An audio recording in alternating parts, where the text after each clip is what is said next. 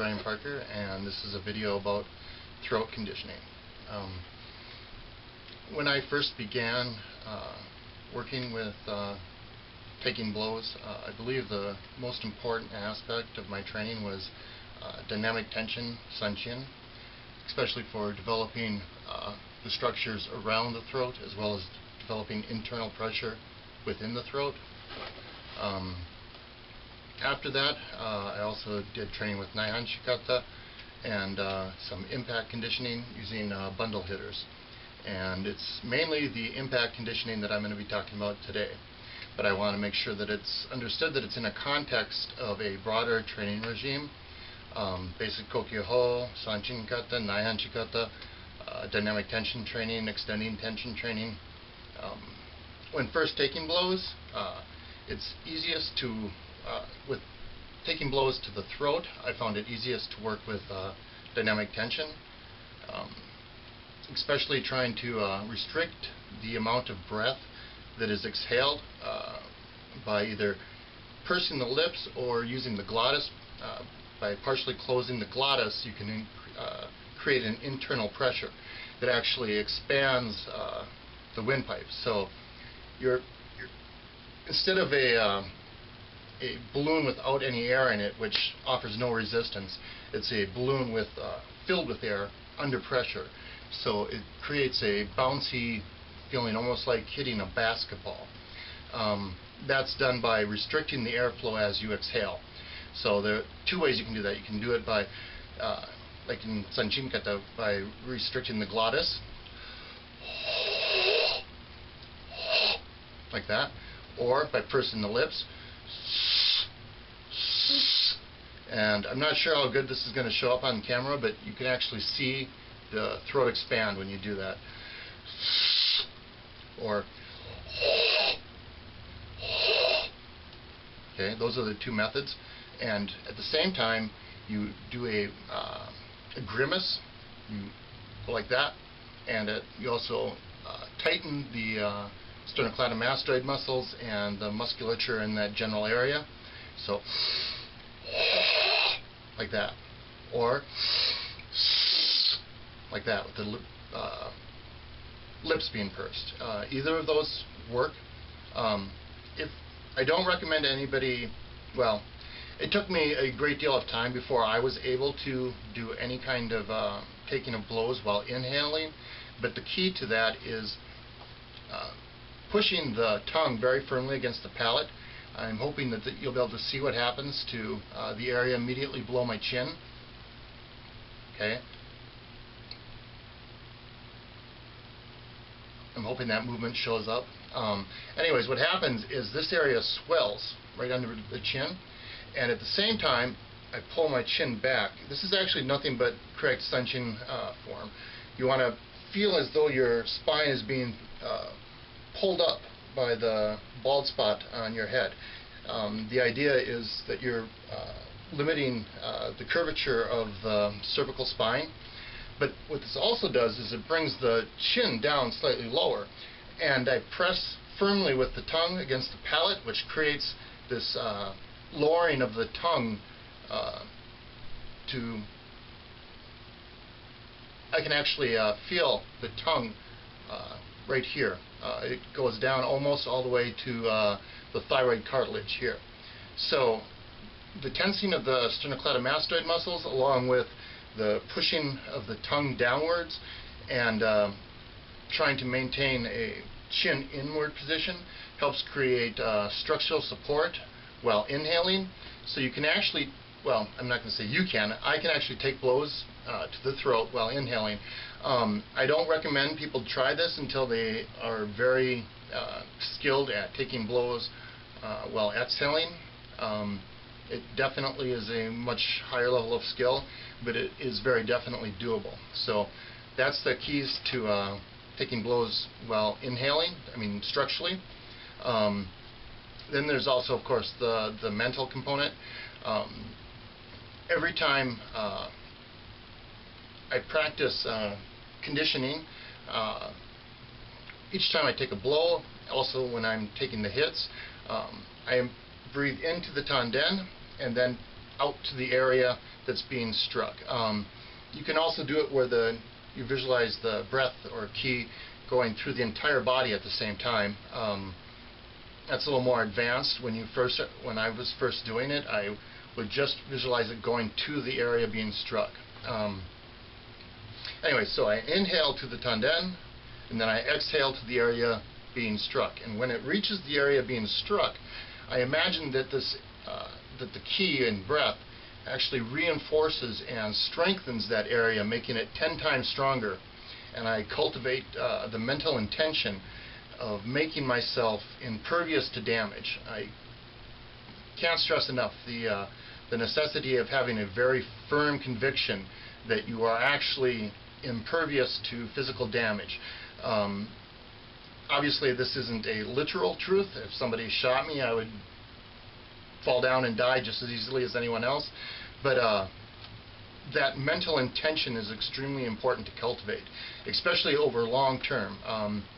I believe that mental training, cultivation, visualization, and intention is probably between half and a third of the overall program. I mean, it counts to maybe that much of success or failure.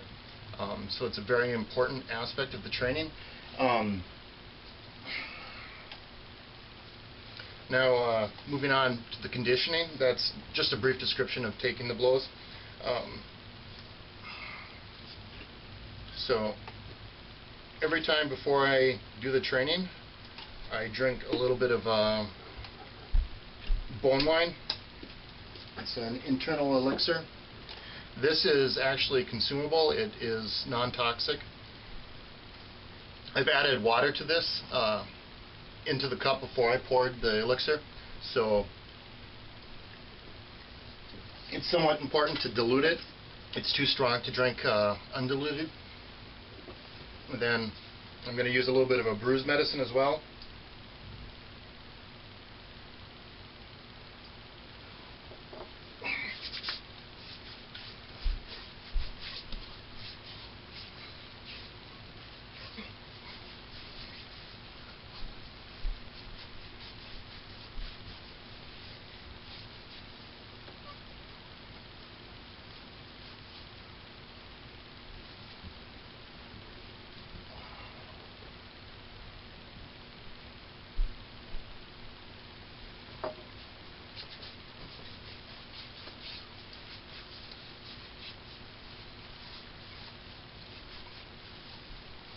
I'm doing this in a chair to make it easier for the camera to see. I tried doing it standing and it cut off the top of my head, and if I didn't do that, the light above me actually was interfering with the picture, so doing this seated is the only way that seems to work. Okay, when beginning impact conditioning, it's best to use bundle hitters. I think bag hitters can be used by people that are fairly advanced in their training, but never start with bag hitters. Bag hitters are inappropriate for the throat. So this is a loose bamboo bundle hitter. And I'm just going to do a little bit of warm-up striking. This is not going to be anything that involves visualization or cultivation of intention. It's just kind of a warm-up to the area to get it used to contact.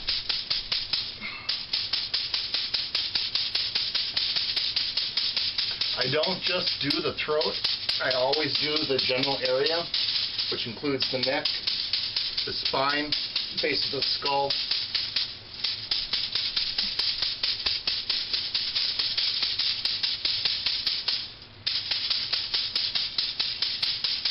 Okay, and this is the hitter that I began, well actually, it was a different physical hitter. I mean, this is the type of hitter that I began training with. It's a loose bundle here. I'm going to show you a more compact bundle in a minute. But this is what I began with, and if I was training somebody to do this, this is what I'd have them start with. So, again, now, inhalation to the tanden, exhalation to the area of impact, cultivating the intention of making the area reinforced and 10 times stronger. the ki strengthens it and reinforces it. And at the same time, I cultivate the mental intention of making the area invulnerable, and I visualize clearly the ki and breath moving to the tanden, into the area being impacted. As I do that, I want to do the same type of breathing as I would do in dynamic tension Sanchin, except that I don't tense my entire body, I just work that one area. So what that means is that the sternocleidomastoid muscles especially are going to be strengthened and brought into play, as well as all these little tendons here from the grimace. So each time I do that, I exhale with a restricted glottis or pursing of the lips to create internal air pressure within the trachea, and I tense the sternocleidomastoid muscles as well as all these little tendons here from the grimace. So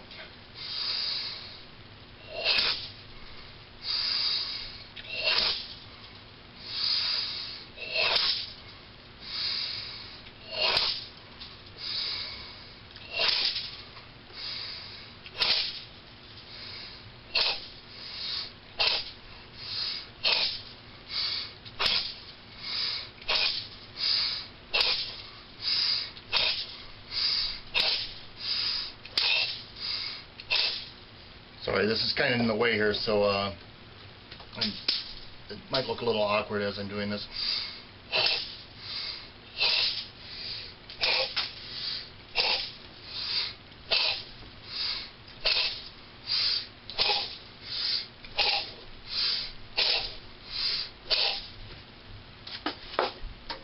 Okay, so a general training regime would be starting in the morning, doing dynamic tension Sanchin twice, followed by a loose bundle hitter impact conditioning.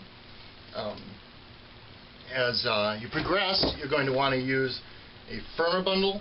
So this is an example of a firm bundle. It is actually exactly the same hitter as here, except that 2 rubber bands have been placed on it. This creates a much firmer striking utensil. So after several months of conditioning with the loose bundle hitter, maybe even more than that, maybe up to 2 years, depending on the person, everybody's different, you'd move up to this one. And again, the training regime is be at least 2, possibly 3 or 4 repetitions of dynamic tension Sanchin, some basic kokyu-ho, and then moving on to the impact conditioning. You do this in the morning, you do this midday, and then you do it at the evening. Now this is relatively light conditioning, it is not heavy impact conditioning. The importance of doing light but frequent impact conditioning is, I believe, that it tricks the body into believing that it's a semi-permanent condition that it has to adjust to. This is a condition that it encounters multiple times a day throughout the day.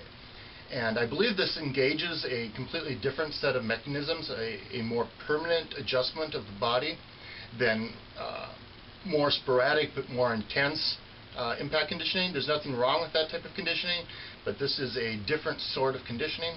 So this isn't going to be very hard conditioning at all, but it's going to be done, every day, 3 times a day, along with the dynamic tension Sanchin.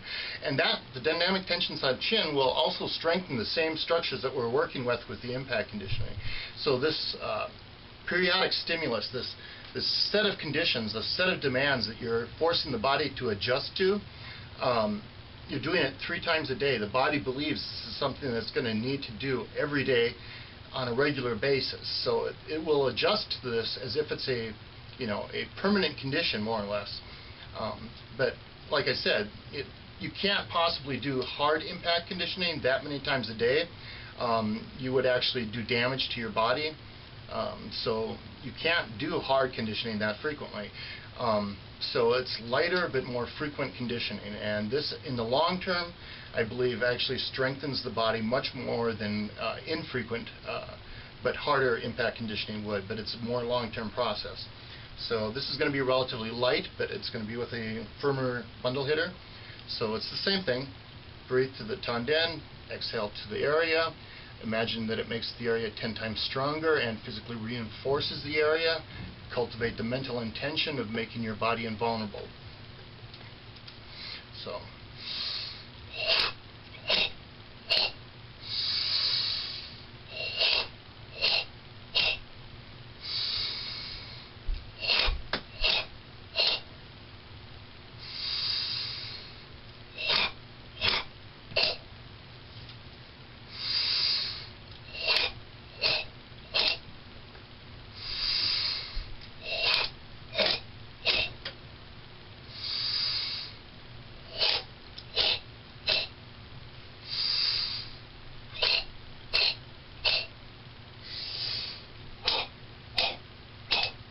And this is a little bit awkward because I'm doing it in a chair. I normally do this standing and not near another structure, so this isn't how I normally train, so it's going to probably look a little bit awkward. But I think that the most important thing is to give you just a general idea of how the conditioning is done, not so much to, have it picture perfect. Okay, so this is a stainless steel bundle hitter. After you use the more restricted, the more tight bundle of bamboo, you would move on to a steel hitter. And marking flags make very good steel hitters. If anybody needs to, I can point them to instructions on how to create them, how to build one yourself. This one was purchased, but they're actually not that hard to build. So, again, this is going to be the same principle. It's exactly the same thing. We're just moving to a different hitter. And if you move to the point where you're doing a steel hitter, some people recommend you use the lighter bundle hitter first, just as a warm-up. I think that's probably a very good idea. It's something I do myself. It's not something I was originally taught to do, but it's something I read about and saw on videos, and it seemed like a good idea, and so I've started to incorporate it. Okay, so here's the loose bundle hitter, and again, we're not going to be using very strong impacts. So.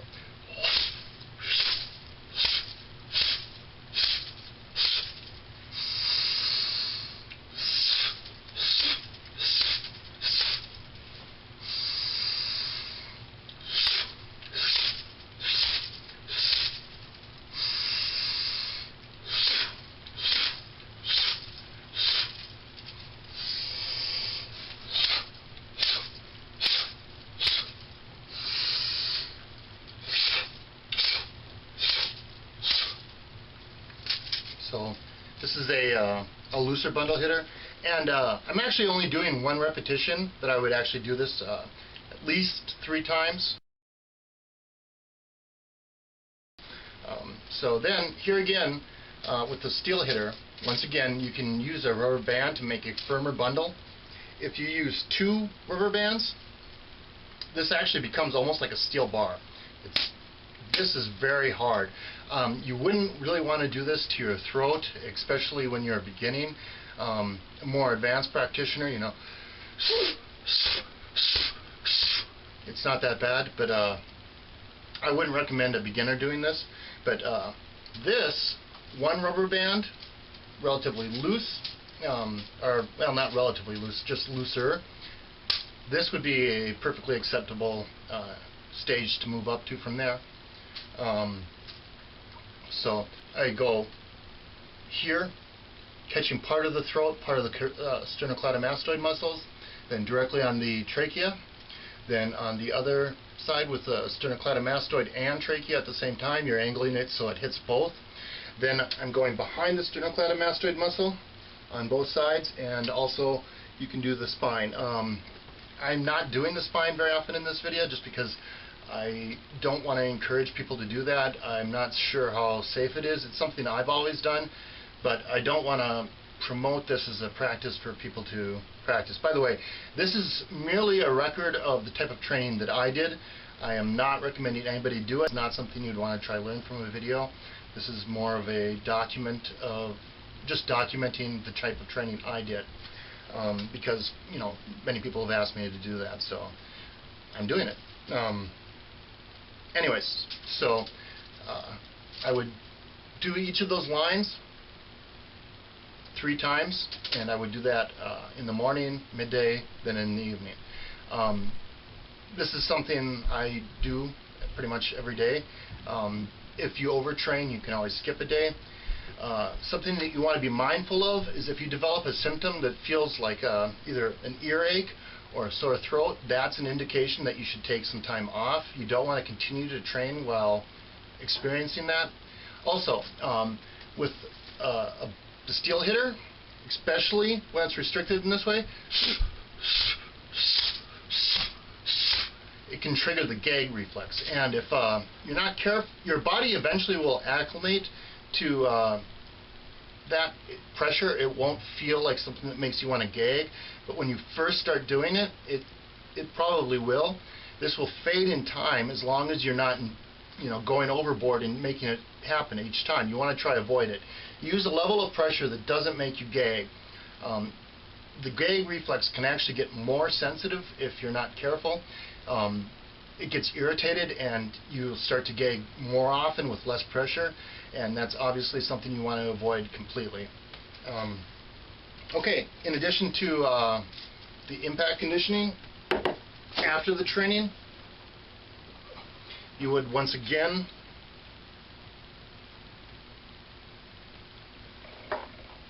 use a little bit of a hip medicine, and you really want to make sure that you massage it in. I believe that a good portion of the value of applying hip medicine is from the massage itself.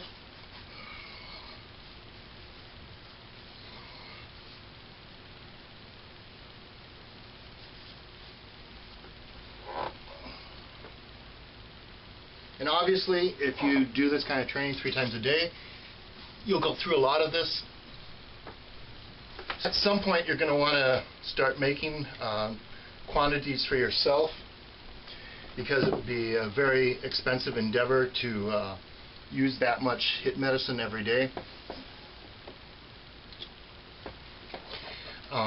Something else, after you're done applying the hip medicine, you want to make sure you do full range of motion stretching.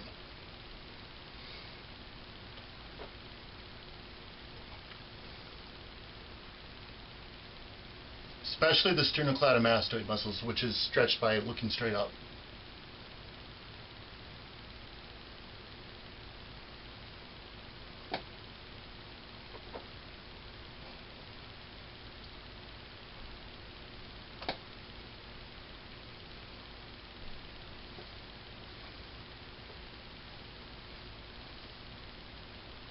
Okay, now in between formal practice sessions, it's a good idea to use your hands simply to do striking throughout the day.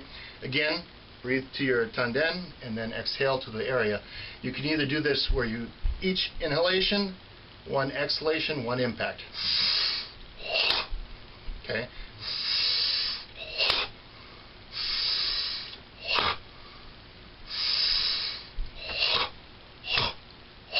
That's the second method, where I inhale once and then do 3 impacts with 3 exhalations. Okay, so palm of the hand, then you can use backhand,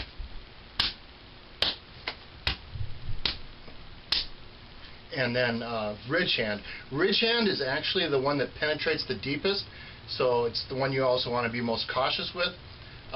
Discomfort, stinging of the skin, that sort of thing is to be expected. It's going to happen. It's supposed to happen. But pain is a sign that you're doing something wrong, so you want to avoid pain. I'm assuming that serious martial artists will know the difference. Anyways, so be careful with the ridge hand. It does penetrate more deeply. But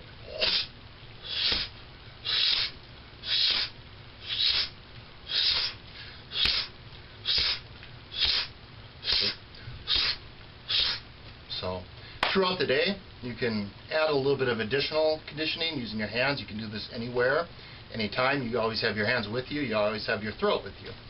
So I would recommend doing that as well as the bundle hitters. Stay away from bag hitters, because bag hitters can really impact hard, much harder than you would think just being made of mug beads. but they're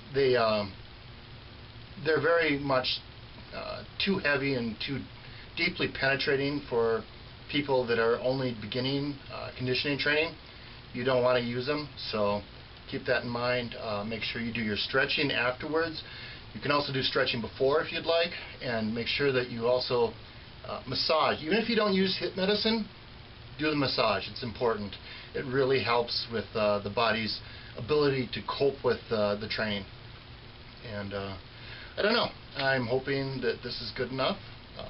Give you an idea of the type of training that I did in terms of impact conditioning. But as I said, this is in the context of also doing kokyu-ho training, Sanchin training, Naihanchi training. So this is not something that's done in isolation. It's part of a broader Kiko regimen. Kiko just means, it's Okinawan or Japanese pronunciation of Qigong. And actually, Uchinaguchi is Chiku. So it's actually pretty close to Qigong. Anyways, it just means energy control or breath control, breath method. It's just a catch-all term which you can put all of your different elements into. Your kokyu-ho, your kata training, which involves visualization and breath control, as well as your impact conditioning. This all goes under the heading of Kiko. So this training, this impact conditioning, is part of a broader regimen, and this broader regimen is also done 3 times a day. This is getting your body used to a set of conditions, making it acclimate to imposed demands. So you really want to make sure that you're doing it 3 times a day, every day. And the impact conditioning, again, is only going to be so successful if you don't use it in conjunction with the other elements. So again, I hope this gives you an idea of how I accomplished the training, and again, this is just for informational purposes. Please don't hurt yourself trying this sort of thing.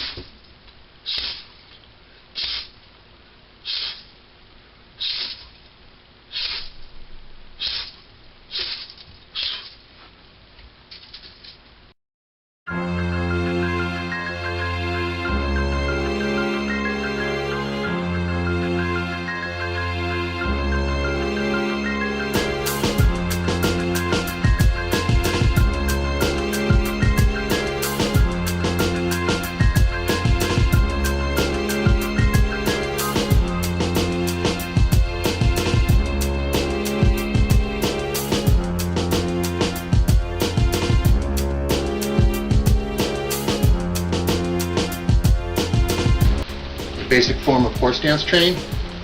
You assume a Naihanchi Dutch. You have your toes in and your knees out. So what I'm going to be doing now is every time I exhale, I'm going to be pushing my feet down and apart as if I'm trying to rip the carpet in half. So I'm pushing down and out. And you can actually get a very surprising amount of pressure going when you do this. As I breathe in, I'm going to visualize the breath going to the tanden. As I breathe out, down the legs into the feet. So inhale, go ahead.